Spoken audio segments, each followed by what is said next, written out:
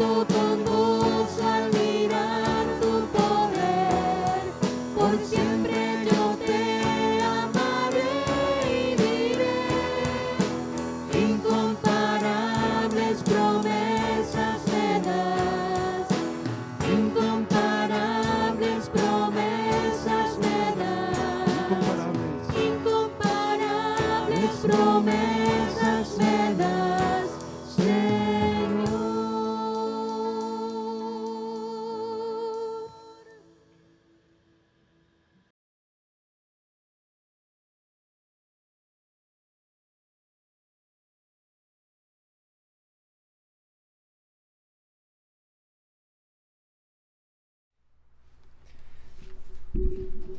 Muy buenas noches, hermanos, que el Señor les bendiga. Soy el pastor Vic Martínez, pastor de la Iglesia Bautista Príncipe de Paz de Monterrey, Nuevo León, y es un placer para mí saludarle hoy viernes 15 de noviembre del 2021. Gracias a Dios por la oportunidad y la bendición que nos da de poder pues disfrutar la palabra de Dios ahora a través del libro de los Salmos. Estamos estudiando el Salmo 142. Muy buenas noches a todos los amigos y hermanos que están conectando en este momento.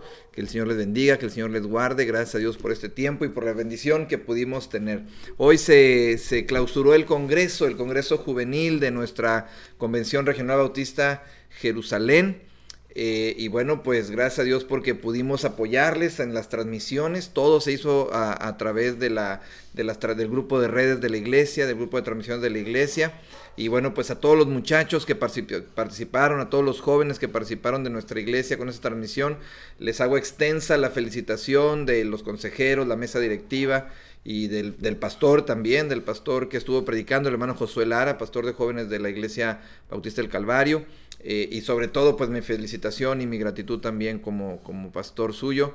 Gracias de verdad, muchachos, por esa entrega y ese servicio que tienen delante del Señor. Vamos por más, vamos todavía por más, lo que Dios quiere hacer para nuestras vidas. Muy bien, estamos en Salmo 142, les saludo así rápidamente, hermanos, muy buenas noches, Dios les bendiga en gran manera. Y bueno, pues Salmo 142 dice específicamente lo siguiente, voy a leerlo. Ya estudiamos una primera parte, una como introducción, hoy veremos una parte más. Dice este Salmo 142, con mi voz clamé a Jehová, con mi voz pediré a Jehová misericordia, delante de él expondré mi queja, delante de él manifestaré mi angustia. Cuando mi espíritu se angustiaba dentro de mí, tú conociste mi senda, en el camino en que andaba me escondieron lazo. Mira mi diestra y observa, pues no hay quien me quiera conocer. No tengo refugio, no hay quien cuide de mí, no hay quien cuide de mi vida. Clamé a ti, oh Jehová, dije, tú eres mi esperanza, y mi porción en la tierra de los vivientes. Escucha mi clamor, porque estoy muy afligido. Líbrame de los que me persiguen, porque son más fuertes que yo. Saca mi alma de la cárcel, para que alabe tu nombre. Me rodearon los justos, porque tú me serás propicio. Vamos a orar para iniciar la meditación de la palabra de Dios en esta hora, hermanos, y a ponernos en las manos del Señor. Padre, te damos gracias por este tiempo, porque podemos meditar en tu palabra y porque podemos, Señor, encontrar en ella sabiduría para nuestro día a día. Gracias, Dios, en el nombre de Jesús. Amén. Muy bien, recordemos, hermanos míos, que este salmo le hemos llamado es un grito en medio de la angustia. Un grito en medio de la angustia. Recuerde que cuando dice con mi voz clamaré, la expresión, la palabra es con mi voz gritaré. Con mi voz voy a gritar, voy a elevar al cielo, voy a elevar un grito de angustia, de dolor, de tristeza, de aflicción. De hecho, hay quienes le llaman este salmo como un salmo de tristeza, un salmo de depresión. Recordemos que David escribe este salmo desde la cueva de Adulam. Si se da cuenta, allá arriba dice masquil de David. Masquil significa enseñanza, ya lo dijimos. Oración que hizo cuando estaba en la cueva. Ahí recuerda donde llegaron todos los oprimidos, los quebrantados, los amarguetes, dice por ahí. Llegaron, ¿por qué? Porque David podía darles a ellos específicamente aliento y vida. Así es que ya estudiamos la primera parte de este salmo. Vayamos a una segunda parte que me gustaría que pudiéramos estudiar el día de hoy. Este salmo, también conocido por algunos como el salmo de depresión de David, bueno, registra cómo este salmo, el rey confiesa esos sentimientos más profundos de soledad y desesperación. Dice este salmo en el versículo 3, cuando mi espíritu desmayado dentro de mí, tú conoces mi senda, en el camino el que he de andar, han escondido una trampa para mí. David se siente atrapado por la depresión a tal grado que su espíritu se siente débil. Él confiesa sus sentimientos más tristes de desesperanza, pero también reconoce que Dios lo conoce todo. Aún los pensamientos y las emociones que él no había compartido con otra persona, David también agrega que la situación afuera de la cueva es tan deprimente como la interna. Saúl y sus hombres han puesto trampas. Hay espías por todos lados. Él era un hombre marcado. El versículo 4 nos da una descripción de esta imagen. Mire, póngate. Dice el versículo 4, mira a mi diestra y observa, pues no hay quien me quiera conocer, no tengo refugio, ni hay quien cuide de mi vida. Lo que David le está diciendo al Señor es precisamente esto, de una manera metafórica. David le dice a Dios, oye, voltea a ver, mírame, voltea a ver. Regularmente del lado derecho significa dónde está mi protector, dónde está la persona que me protege. Dice, volteo a ver y no hay nadie. Podemos decir que humanamente hablando, David se sentía solo, se encontraba solo. Sentía que nadie lo podía comprender, que nadie se preocupaba por su alma. Para David esto le estaba causando un dolor muy grande. Era el padre de su mejor amigo. David incluso estaba casado con su hija, era su suegro. Estaba casado con su hija, es decir, había una situación de dolor en el corazón de David. Hermanos, ¿cuántas veces no nos hemos sentido de esta manera? ¿Cuántas veces no hemos sentido que ya no hay esperanza? Que Dios nos ha abandonado, que no hay salida. Hay ocasiones en que nos sentimos así, sin salida, sin esperanza, que no sabemos qué hacer o a dónde correr o a dónde acudir. Nos sentimos en ocasiones solos. Volteamos al cielo y clamamos y gritamos y decimos, ¿dónde estás, Señor? Esto no es incorrecto. Jesús en la cruz, ¿recuerdan cuál fue una de las frases que dijo, una de las palabras?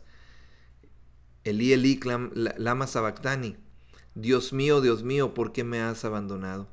Ciertamente tal vez podemos sentirnos así, pero no significa, hermanos míos, que esos sentimientos, que esas emociones sean veraces. Es decir, no significa que lo que sentimos sea veraz. El Señor, Dios Todopoderoso, conoce la presión de nuestros sentimientos, conoce de dónde vienen originados. Él conoce a profundidad cuál es el centro de nuestra desesperación. Y lo mejor de todo, hermanos míos, es que no solamente los conoce, sino que está allí con nosotros. Se preocupa por nosotros, nos entiende por completo. La oración de David refleja a un hombre, hermanos, que rehúsa permitir que sus sentimientos lo alejen de Dios y le da la ayuda que Él promete. Es decir, en ocasiones nos sentimos de cual o tal manera. Hay personas que incluso se empiezan a insultar a sí mismos. ¿Sí ha conocido esas personas? ¿O he estado cerca de personas que empiezan a decir, no, es que soy bien no sé qué? Y empiezan a insultarte. No quiero ni decir ni una sola palabra para que nadie se me ofenda, ni porque pues no deberíamos, ¿verdad? Decir una palabra así en contra de nosotros mismos. Es que estoy bien no sé qué, es porque pasó esto y esto me pasa por el otro. Y empezamos a denigrarnos. Que sintamos esto, que sintamos esta circunstancia, que sintamos tristeza o depresión, que nos sintamos solos, que no hay nadie que pueda ayudarnos, no necesariamente significa que sea veraz. ¿Recuerda usted a Elías? ¿Recuerda Elías cuando se fue allá a la cueva huyendo de Jezabel? Iba huyendo de una mujer. Se enfrentó a un montón de profetas, cientos de profetas de Baal. Y salió corriendo de una mujer. Y usted dirá a lo mejor, hermano, pues cómo no, pastor.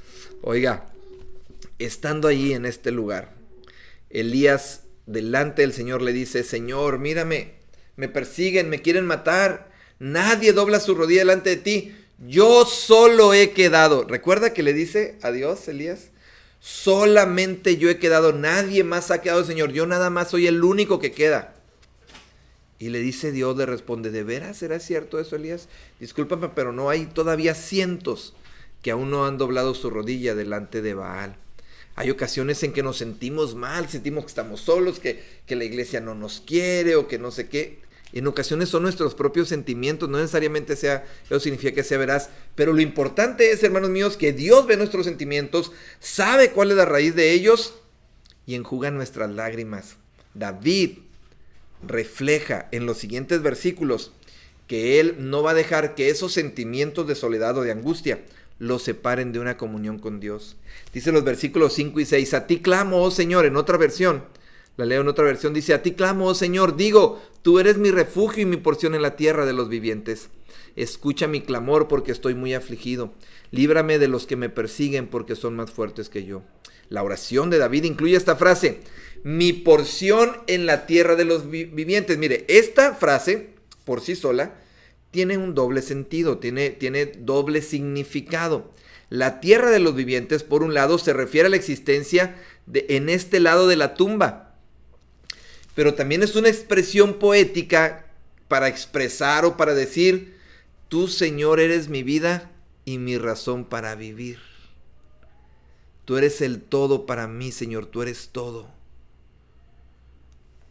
Esta frase tiene una referencia al derecho nacional hebreo que Dios le dio al pueblo de Israel a través de un pacto a través de Abraham.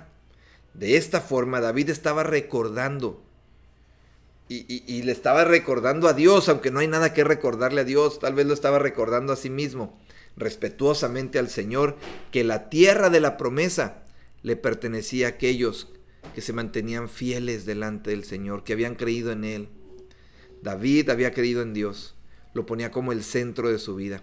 Saúl, aunque continuaba todavía siendo el rey, aunque seguía siendo el rey, pero ya había sido desechado, o iba a ser desechado un poco más, probablemente fue desechado después de esta situación en la cueva de Adulán. Saúl no continuó con los planes de Dios, fue desobediente a lo que Dios le había dicho. David pide a Dios que sea justo, que remueva a sus perseguidores y le dé el trono. Así es que, hermanos míos, por eso dice: líbrame de los que me persiguen porque son más fuertes que yo. David apenas estaba iniciando su ejército en ese momento. Era pura pelusa, así se dice, ¿verdad? Coloquialmente. Era pura pelusa, era de lo peorcito. Apenas estaba iniciando su ejército. Y David traía el ejército imperial, el ejército real. Saúl traía el ejército imperial, el ejército real. No tenía competencia. Pero David tenía de su lado al Dios Todopoderoso. Así es que David podía confiar en el Señor y en que el Señor estaría por completo en su vida. No hay nada de malo, hermanos míos, en pedirle a Dios, en decirle: Señor, en clamar delante de Él las promesas. El problema está cuando reclamamos. Yo reclamo para mí y yo decreto sanidad en mi vida porque diré palabras de bendición y no de maldición, de riqueza y no de pobreza, de salud y no de enfermedad, porque en mi boca hay un milagro, dice alguien por ahí. Oiga, no se trata de mí, se trata de Dios. Yo no tengo que andarle reclamando nada, porque hay quienes dicen: reclámele a Dios sus promesas. ¿Qué? ¿Quién soy yo para reclamarle algo? No, humildemente vengo delante del Rey. Y en esa humildad delante del Rey vengo y le digo con un corazón humilde: Señor, si tienes a bien favorecerme a través de tus propósitos. Al final de cuentas, Dios cumple su promesa. ¿Sabía usted que todas las promesas se cumplen en Jesús? Todas las promesas, todas las promesas de la Escritura se cumplen en Jesús. Él es todo. Por eso cuando le dice Dios al apóstol Pablo: bástate mi gracia, porque mi poder se perfecciona en tu debilidad, no le está diciendo: no, Pablo, te amuelas, fíjate que no te voy a hacer caso. No le está diciendo eso. Lo que está diciendo en realidad el Señor es: Pablo, si me tienes a mí, lo tienes todo. Que te baste mi gracia. Mi gracia es suficiente. Mi gracia es suficiente. Así es que si me tienes a mí, lo tienes todo, Pablo. Y esto es lo que Dios quiere hacer en nuestra vida. Esto es lo que el Señor quiere hacer en nuestro corazón. Si lo tenemos a Él, lo tenemos por completo. Así es que no es que reclamemos algo. No es que estemos reclamándole al Señor alguna circunstancia. No. Lo único que podemos hacer es: Señor, con humildad. Con humildad busco tus promesas, con humildad busco tu amor, busco tu gracia, con humildad me presento delante de ti. Al contrario, esto trae beneficio a nuestra alma. Y el Señor, hermanos míos, es el que nos escucha. El Señor es el que nos sostiene. Este salmo termina con el versículo 7 de la siguiente manera. Lo leeré en otra versión. Saca mi alma de la prisión para que alabe tu nombre. Los justos me rodearán, porque me colmarás de bien. Mire, en los versículos 5 y 6, David le pide a Dios que él transformara sus circunstancias, que hiciera justicia con sus perseguidores y que honrara su promesa de hacerlo rey. Pero cambia en este caso ahora las circunstancias por una transformación personal. David pide en los versículos 5 y 6 que lo libre de las circunstancias, líbrame de los que me persiguen. Pero ahora David está diciendo, saca mi alma de la cárcel para que te alabe. David ya no pide porque las circunstancias se transformen. Ahora David está pidiendo por ser transformado él. Y esto es lo más maravilloso que podemos pedir. Mire, lo he dicho ya en alguna ocasión anterior, pero yo le pido que ponga atención a esto que voy a decir. ¿Sabe que la gran mayoría de nuestras oraciones, sabe que la gran mayoría de nuestras peticiones delante del Señor son: Señor, cambia mis circunstancias? Señor, cambia mis adversidades. Señor, cambia lo que haces en mi vida. Eso es lo que la mayoría de nuestras oraciones es lo que hacen. La gran mayoría de nuestras peticiones delante del Señor tienen que ver específicamente con que Dios transforme o cambie nuestras circunstancias. Mire, pongamos algunos ejemplos. Si le pedimos por enfermedad, estamos hablando de circunstancias. Si le pedimos por un empleo, estamos hablando de circunstancias. Si le pedimos por prosperidad, plenitud, economía, etcétera, estamos hablando de circunstancias. Si le pedimos por, no sé, lo que usted quiera, porque el día salga bonito, esté nublado, esté soleado, esté así, esté asá, estamos pidiendo por circunstancias. La gran mayoría de nuestras oraciones son por nuestras circunstancias. Y no estoy diciendo que esté mal, ojo, no estoy diciendo que esté mal. Lo que estoy diciendo es que, siguiendo el ejemplo de David, después de pedir por esas circunstancias, lo que tenemos que hacer es pedir porque Dios transforme nuestra vida. Y tenemos que decirle al Señor: Señor, saca mi alma de la prisión para que yo pueda alabarte. No solamente debemos pedir porque Dios transforme las circunstancias, sino tenemos que pedir en esto también. Esta es la siguiente enseñanza: que Dios transforme nuestra vida. Lo interesante de que Jesús estuviera en una barca que estaba anegada por la tempestad es que el Señor estaba dormido. Los discípulos estaban completamente abrumados y voltean a ver al Señor y lo despiertan y le dicen: Señor, ¿no tienes cuidado? ¿Que no te das cuenta que nos morimos? Nos estamos muriendo y tú dormidote, Señor. ¿Qué es lo que estaban pidiendo ellos? Señor, calma la tempestad, cambia las circunstancias. Y Jesús lo hizo definitivamente. Pero después, ¿qué les dice? ¿Por qué tienen miedo, hombres de poca fe? ¿Por qué dudan, hombres de poca fe? Entonces, ¿qué es lo que quiere Jesús? Que cambien, que estas circunstancias, que eso que están viviendo, traiga una transformación a nuestra vida. Que crezca nuestra fe, que maduremos, que seamos mejores cada día. Y eso es lo que busca el Señor a través de las pruebas. Eso es lo que busca el Señor a través de las circunstancias difíciles. Así es que, hermanos míos, ahora David clama delante del Padre y ya no solamente le pide la transformación de las circunstancias, sino le pide: Señor, transforma mi vida. Pedro, en un ejemplo más: Señor, si eres tú, haz que yo vaya a ti. ¿Recuerda cuando Jesús viene caminando sobre las aguas? Y se baja Pedro de la barca y empieza a caminar. Pero dice: y al ver el fuerte viento, empezó a hundirse. Y se hundió se fue para abajo, de golpe y porrazo. Y el Señor lo levanta, lo rescata, lo salva. Lo vuelve a poner de pie sobre las aguas. Y regresan juntos hasta la barca. Y dice la Escritura que hasta que subieron a la barca, fue que cesó la tempestad y se calmó. ¿Qué significa esto? Jesús está más interesado en transformarnos a nosotros que en transformar nuestras circunstancias. Y tal vez, hermanos míos, tal vez hay muchas ocasiones en las que Dios está esperando que nosotros seamos transformados para que podamos entonces ver las circunstancias de otra manera y tal vez estas ser transformadas. Si somos transformados nosotros, entonces veremos las cosas de diferente manera.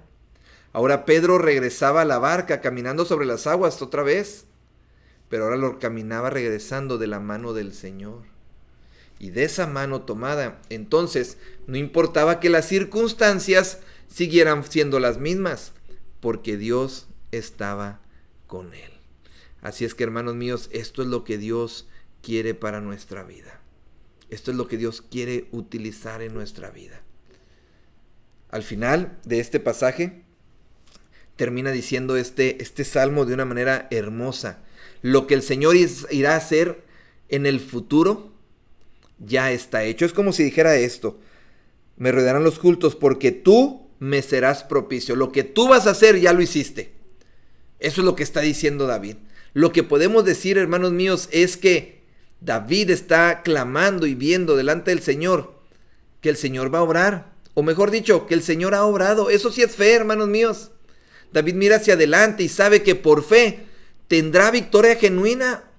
Él está expresando que Dios lo volverá a usar y que también va a hacer que los que lo rodean ahora, los que llegaron con él a la cueva de Adulán y ahora lo ven como líder, bueno, también los va a usar. ¿Por qué? Porque confía en Dios. Porque confía en que Dios va a usar esos días difíciles, esos días desesperantes, esos días de aflicción, esos días de tormenta, de tribulación, de persecución, de peligro, de muerte.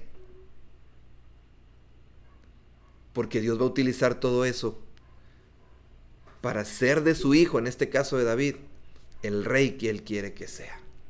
Así es que, hermanos míos, Dios obrará con poder en nuestras vidas. Dios obrará con poder en nuestras vidas. Y esto es lo que quiere el Señor. Esto es lo que quiere el Señor. Mire, Dios no nos usa en las vidas de otras personas para que hagamos algo, sino más bien porque somos algo. El Señor transforma nuestras vidas.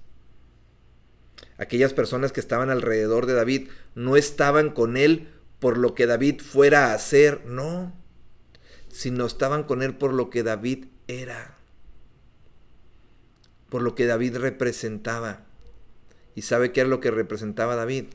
Que Dios estaba con él.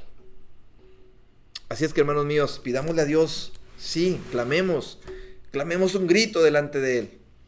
Y expresemos nuestro corazón delante de él. Pidámosle que transforme nuestras circunstancias sin reclamar nada. Pero sobre todas las cosas, pidámosle que transforme nuestra vida. Ahí, en la transformación de nuestra vida, es donde estará la base y la clave de todo lo que somos. Y entonces, cuando somos transformados, veremos las circunstancias de manera diferente. Y tal vez algunas de ellas también sean transformadas. Vamos a orar para terminar este tiempo y ponernos en manos del Señor. Padre, gracias te damos en esta hora por tu bendición, por tu gracia, por tu amor. Te bendecimos, te damos la honra y la gloria que solo tú mereces. Gracias, Dios, por este día, porque pudimos estar ahí en tu casa, Señor, con la transmisión final del Congreso de Jóvenes. Sigue trabajando en la Unión Regional, Señor, sigue obrando en la vida de los jóvenes y que se levanten nuevos siervos tuyos, Señor, para honra y gloria. Gracias, Dios, por lo que haces en nuestras vidas. Sigue obrando con poder y que tu amor, tu gracia y la paz, Señor, sigan con nosotros todos los días. Te lo agradecemos en el nombre de Jesús. Amén y amén. Amén, hermanos, amén. Nos vemos el día de mañana en la mañana para seguir meditando en la palabra de nuestro Dios. Recuerde, a partir del día miércoles se abre la liga. Anótese, hermano, anótese. Hágalo lo más pronto posible, así también nosotros podemos hacer un poquito de planeación al respecto. Así es que anótese para que podamos estar de manera presencial el próximo domingo delante de nuestro Dios y que podamos celebrarle y gozarnos en él y para que podamos y para que tengamos paz y alegría en nuestro corazón. Para que busquemos con gozo a nuestro Dios. Nos vemos mañana para seguir meditando en la palabra de nuestro Dios, específicamente en este caso estamos con la resurrección del Señor, con los apóstoles. Mañana vamos a ver el cuarto don, el cuarto regalo que se nos da por medio de la resurrección del Señor. Muy bien, pues buenas noches, hermanos, Dios les bendiga. Soy el pastor Vic Martínez y espero que esto haya sido de gran bendición para su vida. Hasta pronto.